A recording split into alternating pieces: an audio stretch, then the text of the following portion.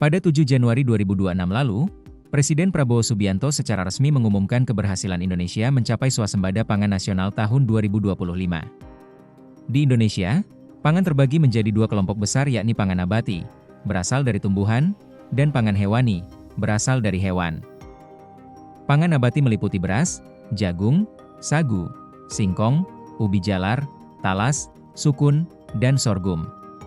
Sementara pangan hewani mencakup daging, sapi, unggas, ikan, telur, dan susu. Ayam, khususnya daging ayam, dikategorikan dalam bahan pangan hewani.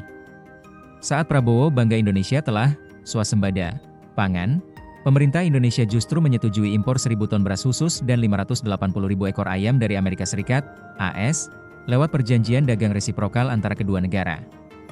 Juru bicara Kementerian Koordinator Bidang Perekonomian Haryo Limanesto menyebutkan, keran impor beras khusus itu dibuka dengan alokasi yang menyesuaikan permintaan dalam negeri.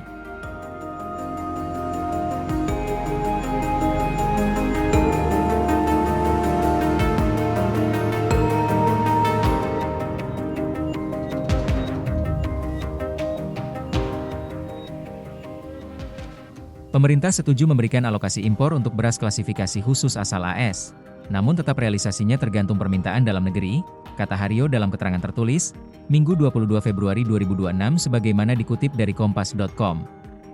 Haryo mengeklaim, komitmen impor beras dari AS itu jumlahnya tergolong kecil dibandingkan produksi beras dalam negeri. Ia juga menyebutkan bahwa Indonesia tidak melakukan impor beras dari AS dalam 5 tahun terakhir. Selain beras, Haryo juga menyebutkan bahwa Indonesia akan mengimpor 580.000 ekor ayam dari AS, dengan estimasi nilai sekitar 17 juta hingga 20 juta dolar AS. Ia mengatakan, ayam yang diimpor dari AS adalah ayam hidup untuk kebutuhan peternakan di Indonesia. Indonesia juga mengimpor 120.000 hingga 150.000 ton daging ayam dalam bentuk mecanicali debonair meat, MDM, sebagai bahan baku pembuatan sosis, nugget, bakso, dan produk olahan lainnya untuk industri dalam negeri. Sementara itu, impor ayam potong dari AS tidak dilarang, tetapi harus mengikuti ketentuan yang ada. Impor bagian ayam seperti leg quarters, breasts, legs, atau teak selama ini memang tidak dilarang, sepanjang memenuhi persyaratan kesehatan hewan, keamanan pangan, kebutuhan tertentu, dan ketentuan teknis yang berlaku, ujar Haryo.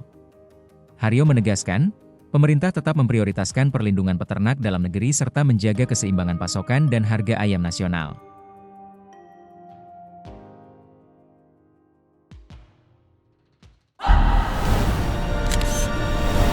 Tribun X menghadirkan lokal menjadi Indonesia.